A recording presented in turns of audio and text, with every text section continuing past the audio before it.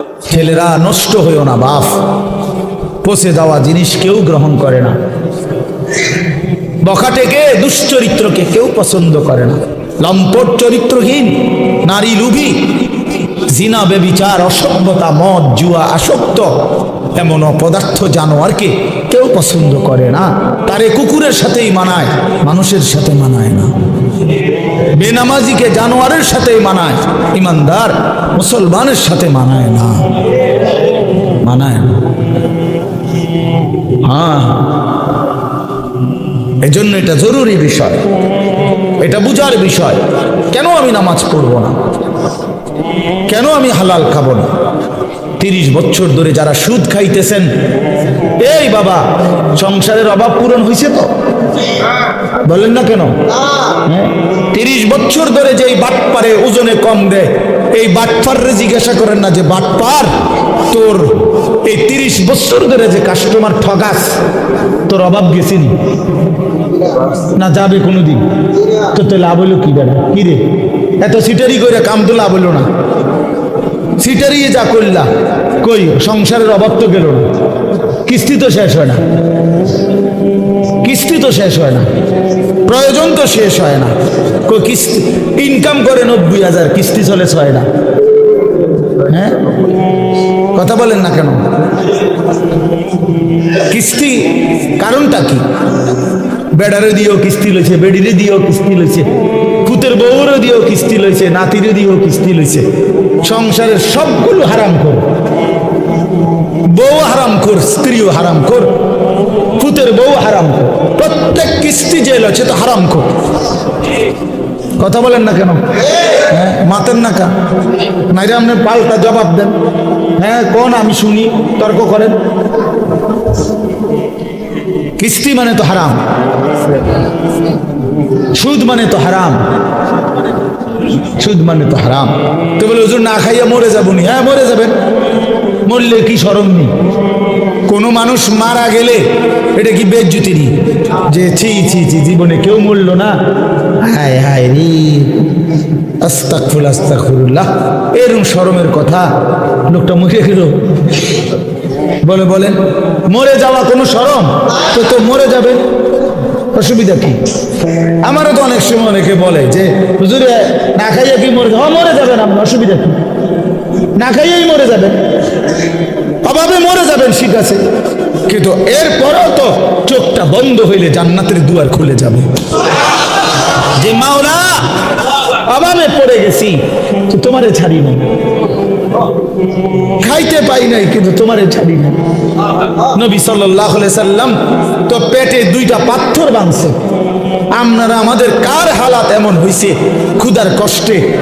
হ্যাঁ পাথর বাঁধছেন, বলেন 3 দিন খান নাই টানা, এমন আমাদের কারো জানা মতো, আর আমরা বাদ দেন মিয়া, আমাকেও জানা মতো বলে আমার চাচা একবার এরম হয়েছে, আমার জেডার একবার এরম হয়েছে যে 3 দিনে এক লোকমা খাবার খায় নাই, এমন হয়েছে। চাচা আপনি শুনছেন? চাচা আপনি তো মুরব্বী বয়স্ক, আপনি বলেন চাচা, আপনি বলেন এমন শুনছেন কোনোদিন?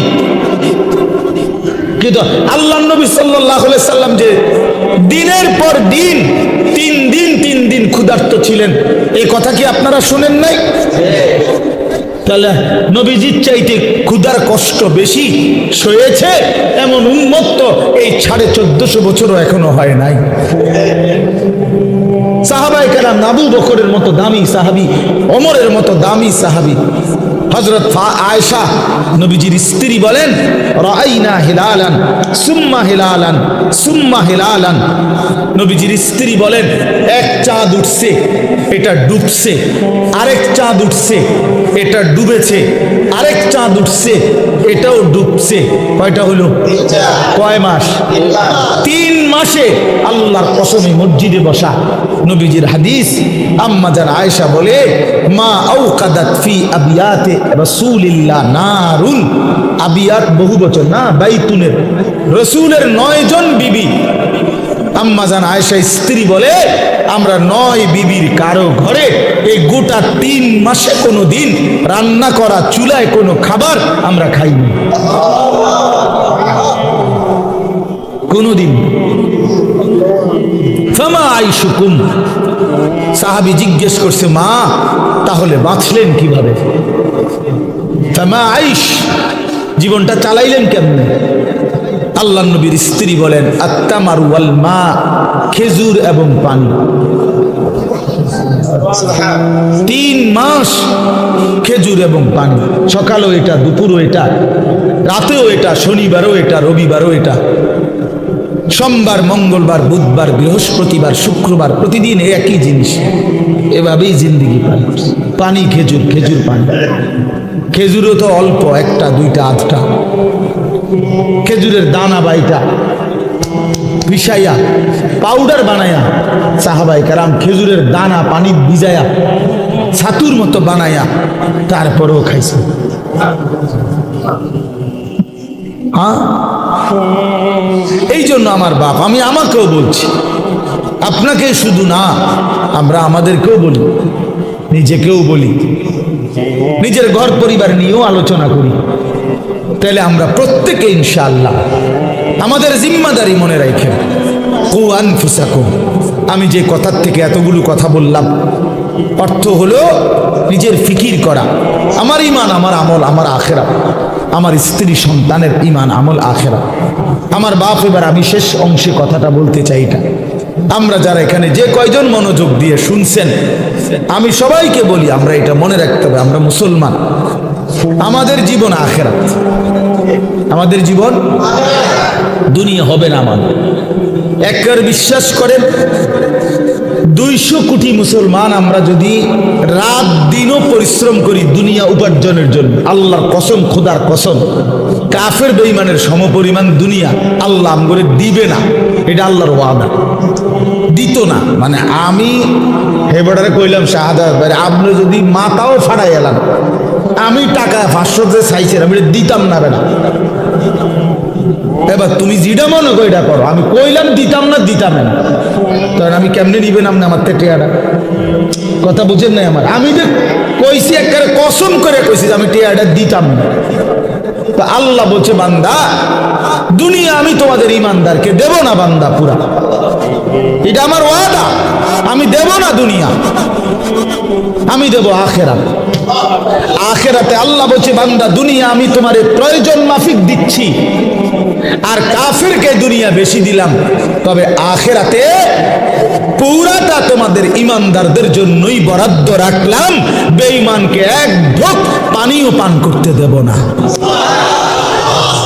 এক ঢোক পানি।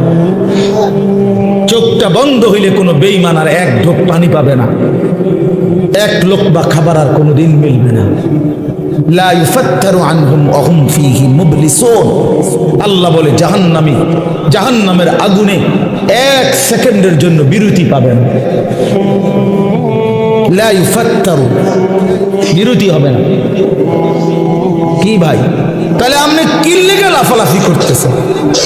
আমরা কেন এরকম পাগল হয়ে গেলাম? পারতেন না তো? দুনিয়া আমরা বেঈমানদের সমপরিমাণ হবে না, এটা আল্লাহর ওয়াদা, আল্লাহর ওয়াদা। তো যার হাতে সব, তিনি বলতেছেন আমি তোমারে দিতাম না, আপনি কীর্তন কারাগারি করেন কেন? এই সাফাসাফিটা করতেছেন, উনি কইলো দিত না, বলেন বলেন। একজন ফুট বিদেশ ফাড়াইয়া আমরা এখানে বিরাট কিছু করে লাগবেন, কিতা এই ঘুরে ঘুরে ফাঙ্গাসার তেলাফিয়ারি আমরা জানি না, আর কিতা যার ফুট ইটালি এবারে কিতা খায়, হ্যাঁ, যার 3 ফুট বিদেশ এবারে কি খায়, হ্যাঁ, কি খায়? দৈন্যতা করলা, দুন্দুল ফুলকপি আর পাতা কপি, পারবের মুরকা আর কক মুরকা, আর কিতা খান আপনি? আপনি কি বাঘের গোস্ত খান নাকি? কা খাইবেন না? আপনার ফুড ইটালি, আপনি কি লেগে হুদা মুরগের গোস্ত খাইবেন?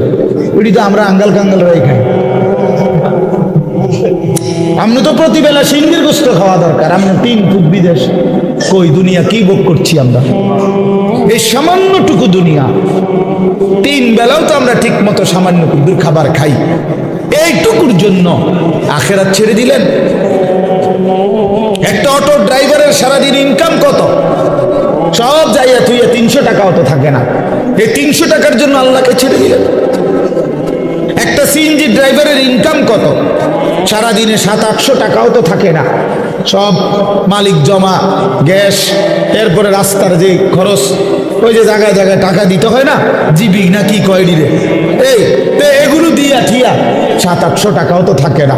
তো 700-800 টাকার জন্য মহান আল্লাহকে ছেড়ে দিলেন, 5 ওয়াক্ত নামাজ ছেড়ে দিলেন, 300 টাকার জন্য 1 ওয়াক্ত নামাজ পড়তে পারলেন না, 700 টাকা মিলাইতে গিয়ে 1 ওয়াক্ত নামাজ পড়লেন না। হায় হায় নাফরমান, কত বড় নাফরমান। একটা চা দোকানদার, তার ডেইলি ইনকাম কত? 30,000। কথা বলে না? হ্যাঁ, তাহলে বড় জোর 500 টাকা। তো বড় জোর 500 টাকা বেটা নাফরমান, 500 টাকার জন্য আল্লাহকে ছেড়ে দিলি, 1 ওয়াক্ত নামাজও পড়লে না। ছি ছি ছি ছি ছি। তোমরা যুবকরা বলো বাবা, 12,000 টাকার একটা মোবাইলের জন্য আল্লাহকে বাদ দিয়ে দিলা। কিছুক্ষণের এই নারী ছবি, বন্ধুদের এই আড্ডার জন্য এত বড় মহান আল্লাহ যে তোমাকে খাওয়ায়, পড়ায়, লালন পালন করে, তাকে বাদ দিয়ে দিলা বাবা। ইনসাফ না এটা। অতএব আমাদের কথা এটাই, আমাদের জিন্দিগি আখিরাত। আমাদের জীবন কি? আমাদের প্রস্তুতি কিসের জন্যে? আমাদের সারাটা দিন রাত কিসের জন্যে? কোরআন শরীফে আছে, আল্লাহ বলছেন ফাহুয়াল্লাযী জাআলা আল-লাইলা ওয়ান-নাহারা খিলফাতান লিমান আরাদা আন ইয়াযাক্কারা আও আরাদা শুকুরা। আল্লাহ বলেন, আল্লাহই রাত বানান, দিন বানান, প্রতিদিন এবং রাত এবং দিন এনে থাকেন পর্যায়ক্রমে। খিলফাতান বাই সিরিয়াল, একবার রাত একবার দিন, একবার রাত একবার দিন। কেন বানায়? আল্লাহ নিজে বলতেছেন, আমি রাত এবং দিন বানাই লিমান আরাদা আন ইয়াযাক্কারা, যারা যারা আমি আল্লাহকে স্মরণ করতে চায়, আমার ইবাদত করতে চায়, আমি তাদের জন্য রাত দিন বানাই। আমার বান্দা যদি রাত না হয়, মাগরিব পড়বে কেমনে? আমার বান্দা ঈশার নামাজ পড়বে কেমনে? ফজরের নামাজ পড়বে কেমনে? আমার বান্দা সারা দিনের পরিশ্রমের জন্য বিশ্রাম করবে কেমনে? এই জন্য আমি রাত বানাইলাম। আমি যদি দিন না বানাই, তো আমার বান্দা ফজর পড়বে কেমনে? জোহর পড়বে কেমনে? আসর পড়বে কেমনে? হালাল উপার্জন কেমনে করবে? এই জন্য আমি দিন বানাই। তো আল্লাহ তাআলা বলেন, সেজদার জন্য, আমার হুকুম মানার জন্য আমি রাত বানিয়ে থাকি, দিন বানিয়ে থাকি। কোন সিটার বাটপার, কোন মদখোর ঘুষখোর, কোন নারী লুবি, কোন মোবাইলের অসভ্য উলঙ্গ ছবি দেখে নেওয়ালা নাফরমান, তোদের জন্য, তোদের বেঈমান নাফরমানদের জন্য রাত হয় না, দিন হয় না। রাত দিন হয় ইমানদারের সেজদার জন্য। এই জন্য বাটপার সিটারগুলো, লম্পট দুশ্চরিত্রগুলো, সুদখোর হারামখোরগুলো এই নামাজি ইমানদার বান্দাদের উসিলায় বাকিগুলা বাদ খায়। এদের বরকত, এদের বরকত। সিটার বাটপার চলে এদের উসিলা, নাইলে এগরে খাওয়াইলো না। যদি সেজদাওয়ালা না থাকতো, যদি ইমানওয়ালা না থাকতো, আলেম ইলম না থাকতো, যদি উলামায়ে কেরাম জমিনে না থাকতো, যদি আল্লাহর কোরআন পড়নেওয়ালা কেউ না হতো, আল্লাহর জিকির যদি উচ্চারিত না হতো, তাহলে কোনো নাফরমান বেঈমানের জন্য আল্লাহ পাক রাতও বানাইতেন না, দিনও বানাইতেন না। আল্লাহ আমাদেরকে বুঝ দান করেন। অতএব এখন শেষ কথা হলো, আমরা যদি বুঝে থাকি এই কথাটা যে আমাদের মূলত জীবন আখেরাত, আমাদের প্রস্তুতি আখেরাত, আমাদের রাত আখেরাতের জন্য, আমাদের দিন আখেরাতের জন্য, আমাদের যৌবন আখেরাতের জন্য, কিশোর তোমার কৈশোর আখেরাতের জন্য, বয়স্ক বাবা আল্লাহ আপনাকে একটু হায়াত বেশি দিছে আখেরাতের জন্য, বিড়ি খাওয়ার জন্য না, চা দোয়ানে গপ মারার জন্য না, সারাদিন একটার পর একটা পান খাওয়ার জন্য না। আখেরাত আপনাকে দিছেন আল্লাহ তাআলা, জীবন হায়াত আখেরাতের জন্য। এই আখেরাত কামাই করার, পরকালের পাথেয়, পরকালের পুঁজি, কবর হাসর আখেরাতের পুঁজি সংগ্রহের একটা শ্রেষ্ঠতম মাস, একটা বড় সিজন, একটা বড় মৌসুম, এটা হলো মাহে রমজান।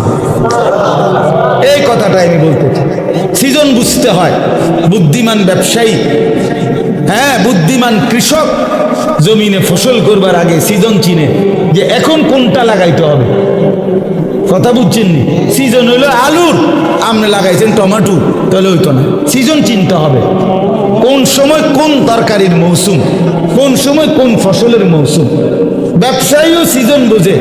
হ্যাঁ, এখন রোজা, আপনি উঠেছেন গরু ছাগল, না আপনি কাপড়ে না উঠেছেন। কথার কথা, একটা সিজন। মানুষ কি ধরে? সিজন ধরে, যে ভাই এখন আমাকে ব্যবসার সিজন, এই 1 মাস সিজন। তাহলে মৌসুম চিনে। আমরাও ওয়াইজরা বলি যে শীতকাল আমগো ওয়াজের মৌসুম, ওয়াজের সিজন আমগো, মানে এই সময় ওয়াজ বেশি। ঠিক না কথা? প্রত্যেকেই মৌসুম চিনে, সিজন চিনে। তো আল্লাহ তাআলা বলছে, বান্দা আখিরাত কামাই করার, জান্নাত কামাই করার সবচেয়ে বড় সিজন, মৌসুম মাহে রমজান। আর সেটা আর মাত্র 30 দিনও বাকি নাই। এই আমাদের সামনে একদম অল্প কয়দিন, আর মাত্র 1টা মাস। এই 1 মাসের ব্যবধানেই আমাদের সামনে আসতেছে মাহে রমজান।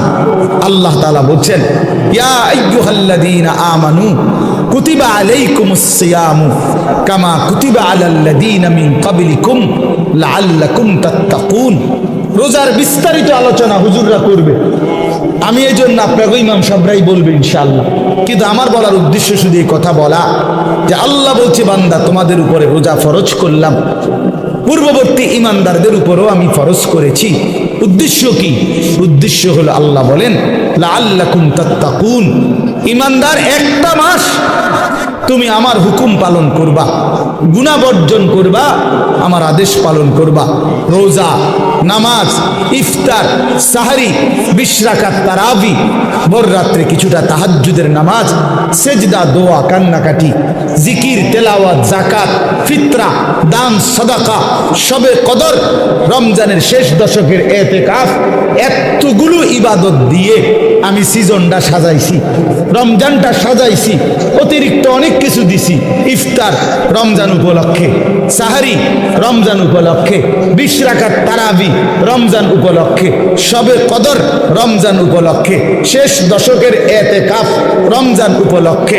জান্নাতের দরজা পুরা খুলে দিলাম রমজান উপলক্ষে, জাহান্নামের দরজা বন্ধ করে দিলাম রমজান উপলক্ষে, শয়তানগুলো সব শিকলে বাইন্ধা রাখলাম রমজান উপলক্ষে, এবং একে 70 বানায় দিলাম রমজান উপলক্ষে। এত কিছু দিয়েও যদি তুমি জান্নাত কামাই করতে না পারো, তুমি আসলেই অসিদ্ধ, তুমি আসলেই অথর্ব, অপদার্থ ছাড়া আর কিচ্ছু। তুমি আসলেই নাফরমান, তুমি আসলেই নাফরমান। এই জন্য নবীজি বলছে, যে মুসলমান রমজান পেয়েও কি করতে পারে নাই? গুনাহ মাফ করতে পারে নাই, আখিরাত কামাই করতে পারে নাই। তো জিবরাইল আইসা নবীজিরে বলছে, ইয়া রাসূলুল্লাহ, এমন নাফরমানের উপরে আল্লাহর লানত, আমি জিবরাইলের লানত। নবীজি বলছে আমিন, মানে আমিও মেনে নিলাম, যা জিবরাইল, আমি রাসূলেরও লানত। এই জন্য রমজানকে যে কদর করে না, রমজানেও গুনাহ, চুরি, ডাকাতি, ওজনে কম দেয়, সুদ খায়, কিস্তি নেয়, ওই ছেলেরা তোমরা নাচ গান, মোবাইল, ছবি এই নিয়েই পড়ে রইলা, মা বোনরা বেপর্দা পড়ে রইল, মানে যে যেমন আছে এমনই রয়ে গেল।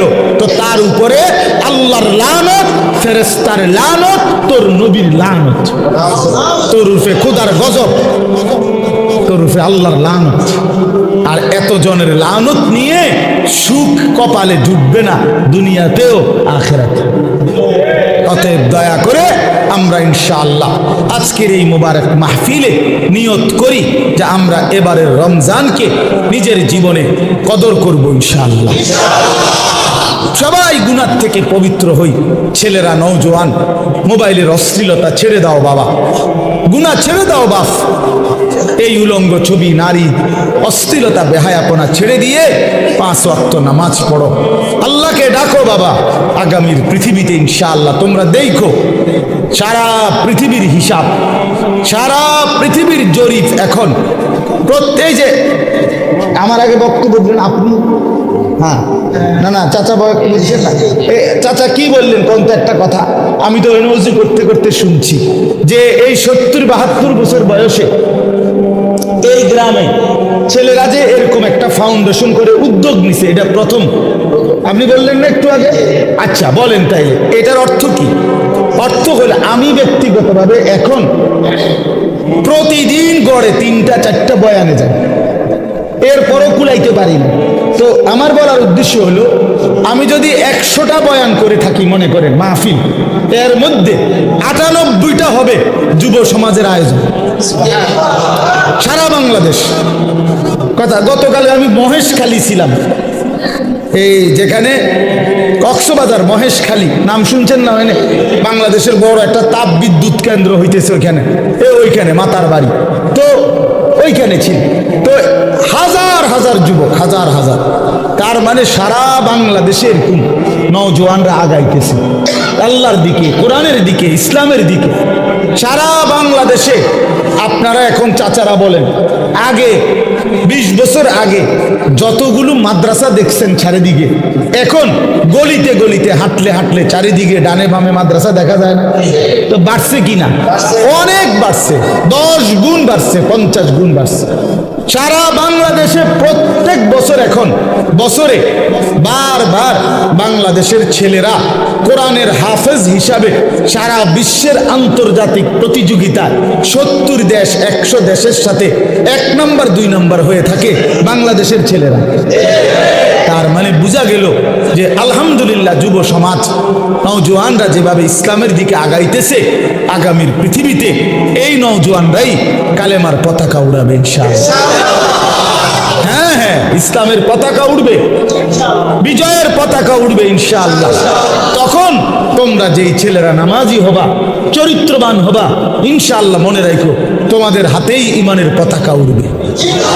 কোন বাটপার, নারী লুবি, চরিত্রহীন, লম্পট, বেনামাজি, অসভ্য তোমারে দিয়া মনে করো আগামীর পৃথিবীর কোনো কাজ হবে না, কেউ তোমারে নিবে না।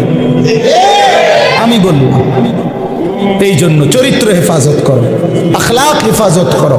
আমি দোয়া করলাম, এবং চারিত্রিক পবিত্রতার ক্ষেত্রে ইসলামের সবচেয়ে গুরুত্বপূর্ণ বিধিবিধান, শরীয়তের হুকুম আহকাম, অশ্লীলতা, বেহায়াপনা, জিনা, ব্যভিচার, এগুলোর প্রতিরোধে সবচেয়ে বেশি আয়াত, হুকুম এই সূরার মধ্যে। এই সূরা নারীর চরিত্র হেফাজত করে, সমাজের মধ্যেও অশ্লীলতা, বেহায়াপনা প্রতিরোধে কার্যকর ভূমিকা রাখবে। এজন্য এই সূরা, যেহেতু আলহামদুলিল্লাহ নাম এটাই দেওয়া হইল, এই জন্য আমি এটা পরামর্শ দিলাম। আল্লাহ তাআলা তৌফিক দান করেন। বাংলা অনুবাদের জন্য সবচেয়ে সুন্দর হলো তাফসিরে তাওজিহুল কোরআন, একটা তাফসির আছে 3 খণ্ডে, ঢাকা মাকতাবাতুল আশরাফ থেকে প্রকাশিত। ওইখান থেকে অনুবাদটা দিবেন, সংগ্রহ করায় দিয়েন আপনি, ওই খণ্ড একটা কিনে দিয়ে নগরে। ওইটার অনুবাদ বাংলা ভাষায় বর্তমানে সবচেয়ে সুন্দর, মজাদার এবং সাবলীল, সহজ, খুব অল্প কথায় বোঝার, এবং ওইটার সাথে প্রাসঙ্গিক ছোট্ট ছোট্ট কিছু টিকা, ব্যাখ্যা ওই তাফসীরটার মধ্যে আছে। এবং ওইটার লেখক হলেন সারা পৃথিবী বিখ্যাত, বর্তমান সময়ের সারা বিশ্ববিখ্যাত একজন আলেমে দ্বীন, পাকিস্তানের আল্লামা তাকি উসমানী দামাত বারাকাতুহুল আলিয়া। উনি জগৎ বিখ্যাত আলেম, ওনার লিখিত। আল্লাহ তাআলা আমাদেরকে তৌফিক দান করে। মোবাইলের ব্যাপারে বললাম, অর্থ হলো যে আসলে প্রত্যেকেই যদি একটা একটা মোবাইল হাতে ধরে রাখো ভাই, তাহলে মনোযোগ দিয়ে শুনবে কে? সবাই যদি আমরা অন্যকে নিয়ে আছে, আমি অন্য করে শুনাম, অন্যদেরকে আমি সংশোধন করবো, তো তুমি ভালো হইবা কোন দিন? তোমার পরিবর্তন হবে কোন দিন? প্রত্যেকেই যদি অন্যকে নিয়ে ফিকির করি, ঠিক আছে, কিন্তু নিজের ফিকির করব কখন? অথচ কোরআনুল কারীমের মধ্যে মানবতার সংশোধনের ক্ষেত্রে প্রথম নির্দেশ নিজের সংশোধন। কোরআনুল কারীমের মধ্যে আল্লাহ তাআলা বলছেন সর্বপ্রথম নিজের সংশোধনের দিকে শতভাগ নজর দিতে। ইয়া আইয়ুহাল্লাযীনা আমানু কু আনফুসাকুম ওয়া আহলিকুম নারা। আল্লাহ তাআলা বলেন, হে ঈমানদারগণ, তোমরা প্রত্যেকেই নিজেকে বাঁচাও এবং তোমাদের পরিবারের সদস্যদেরকে বাঁচাও নারান, জাহান্নামের আগুন থেকে। তাইলে আলাদাভাবে বলছে যে নিজেকে বাঁচাও, এরপরে বলছে স্ত্রী সন্তান পরিবার পরিজনকে বাঁচাও। তাহলে নিজেকে বাঁচাও, এটা আলাদা হুকুম, আলাদা হুকুম। এজন্য নিজের ফিকির করা, নিজের সংশোধন, আমার ঈমান, আমার নামাজ, আমার চরিত্র, আমার আখলাক, আমার চলাফেরা, আমার কথাবার্তা, আমার আচরণ, লেনদেন, এটা ঠিক করা। আমার কবর, আমার আখেরাত, আমার হাসর, আমার মিজান, আমার ফুলসিরাত, এই নিজের ফিকির করা। আমি মরলে আমাকে, আমার জিন্দিগি নিয়ে আমি চলে গেলাম, এরপরে পৃথিবীতে অনেক কিছু হইতে পারে, কিন্তু আমি তো নাই। আমার মৃত্যুর পরে পৃথিবীর সব মানুষ যদি চাঁদের দেশেও জায়গা, আমার লাভ কি? আমি তো নাই, আমি তো কবর। এই জন্য নিজের ফিকির করা, ইমানের ফিকির, আমলের ফিকির, এটা খুব জরুরি। কোরআনুল কারীমের মধ্যে আল্লাহ তাআলা বলেন, ইয়া আইয়ুহাল্লাযীনা আমানু আলাইকুম আনফুসাকুম, হে ঈমানদারগণ, নিজেকে মজবুতভাবে আঁকড়িয়ে ধরো। আলাইকুম আনফুসাকুম অর্থ হলো নিজেকে সাজিয়ে তোলো, নিজেকে গড়ে তোলো আখিরাতের আলোকে, ঈমান ইসলামের আলোকে। এটা আল্লাহ তাআলার আদেশ। কোরআন শরীফে আল্লাহ বলেন, ওয়া'মুর আহলাকা বিস-সালাতি ওয়াসতাবির আলাইহা, তুমি তোমার পরিবারের সদস্যদেরকে নামাজের আদেশ করো এবং নিজে নামাজের উপরে অত্যন্ত মজবুত দৃঢ় থাকো, দৃঢ় থাকো। অর্থাৎ কোনো অবস্থাতে নিজের এক ওয়াক্ত নামাজও ছেড়ো না। নিজেকে ভুলে মানুষের সংশোধন, নিজের ঈমান, আমল, নামাজ, রোজা, আমনে ওটা মেল করে, মেল করতেছে, ওটা সংশোধন করে, গ্রামে কাজ্জা ফাসাদ এগুলার সমাধান করে। জোহরের নামাজও পড়ে নাই, আসরের নামাজ, ওটা মেল করে, জনসেবা করে। আপনার এই জনসেবার দরকার কি? আপনারে কে বলল যে নিজের নামাজ বাদ দিয়ে মানুষের সেবা করতে? এটা আপনারে কোন ইবলিসে কইল? এটা কে বলল আপনার? এটা কোন ধরনের জনসেবা? আমি পেশাবের উপরে দাঁড়াইয়া আরেকজনরে ভালো পানি দিয়ে গোসল করা, ওটা নিজে দাঁড়াই দিছে পেশাবে, বুঝছেন না? নিজে মদ খাই, আরেকজনের মধু খাওয়া। তাহলে এইখানে আহাম্মকি ছাড়া আর কিচ্ছু নাই। তার জন্য নিজের সংশোধন আগে, মানুষের সেবা, মানুষের কল্যাণ অবশ্যই ভালো কাজ, কিন্তু সেইটা হবে আমার নিজের সংশোধন শতভাগ ঠিক রেখে, শতভাগ ঠিক। আমার মাহফিলের দেরি হয়ে যাইতেছে, এখন আমার মাগরিব বাদ এখানে বয়ান করার কথা আজকে, আমার আরো 2টা মাহফিল আছে আজকে। এখন আমি চিন্তা করলাম যে ধরে আমার ওয়াজ যেহেতু ক্ষতি না হয়, মাগরিবের নামাজ বাদ দিয়ে লাই টানা আইসা পড়ি। তাহলে আপনারা যে সময় মাগরিব পড়তেছিলেন তখন তো আমি যদি টানা আইসা পড়তাম, তাহলে এই আধা ঘন্টা টাইম ফাঁকি দেয় যে সময় আপনারা নামাজ পড়ছেন, সুন্নত পড়ছেন, তো আমি তো আইতে পারতাম। আপনি আইয়া বুঝলেন, নইলে আমার তো দরকার আমরা করে হেদায়েত করুন, আমি জাহান্নামে গেলে গেলাম, ঠিক না? এটাই তো বুদ্ধিমানের কথা, নাকি না? আমি ঠিক এই সাফিতলা বা জামাত নামাজ পড়ে তারপরে আসছি, কথা বুঝছেন কি? এই তাহলে এটা হলো বুঝের হিসাব যে আমার নামাজ বাদ দিয়ে বুঝি আমি আপনাদের মাহফিল ধরতে যাবো কেন? কেন 10 মিনিট দেরি হলে কি হবে? আধা ঘন্টা দেরি হয়েছে, 1 পিস হয়েছে, খালাস। এই জন্য বললাম নিজের সংশোধনের ফিকির কিশোর, নওজোয়ান, বয়স্ক সবার মধ্যে বাবা এটা দরকার। এই জন্য আমরা যে মোবাইল সবাই মিলে ব্যস্ত, অন্যকে শোনাবো, অন্যকে দেখাবো, তো নিজের পরিবর্তন হবে কখন? এই জন্য এতে নিজের পরিবর্তন হয় না। মোবাইল হাতে ধরে রাখলে মনোযোগ হয় না, দিল জমে না, কথার মধ্যে আগ্রহ তৈরি হয় না, নিজের অন্তরে কোনো বিবেচনা, বিবেক, দিল জাগে না, প্রেরণা আসে না। এক তো হলো হুজুর আসছে, ওনারে চিনি, এক ওনা এখন অনেক লোকে হয়তো ওনার বয়ান শুনে আমিও আসছি, হ্যাঁ, উড়াউড়ি করে দৌড়াদৌড়ি করে দফাদফি করে আসলাম, দেখলাম, হুর হুর করে আবার চলে গেলাম, খালাস। এইটা তো কোনো জিন্দিগি না বাপ। এই জনপ্রিয়তা দিয়েই হবে কি, আর এই আসা যাওয়ার দ্বারা হবে কি? মানুষ জমলো 10 লাখ, মানুষ জমলো 10,000, কিন্তু যার মতো, আমি আমার মতো, উনি উনার মতো, প্রত্যেকেই আগের মতো, তো লাভ হইল কি? বললো কারে, শুনলো কারে, আয়োজন করলো কার জন্য? তাই ইনসাফের কথা বলেন।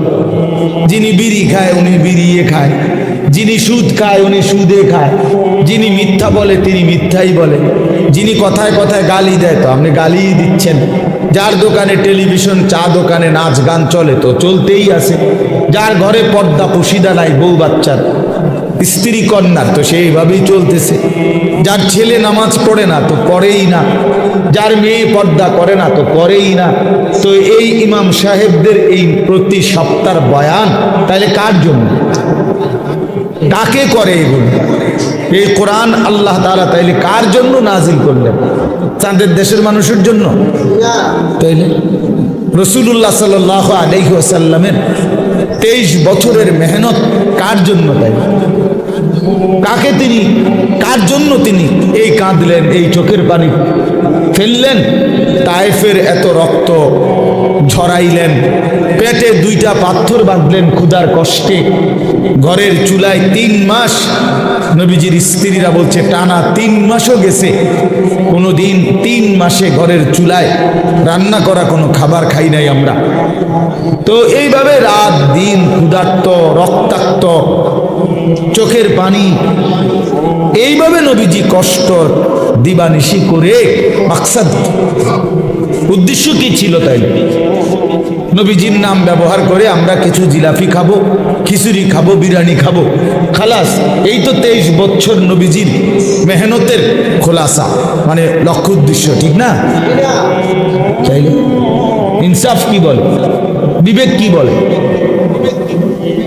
এই জন্য প্রিয় বাপ, প্রিয় ভাই, এটা জরুরি বিষয়, নিজের পরিবর্তন, নিজের সংশোধন, নিজের ফিকির খুব জরুরি, খুব জরুরি।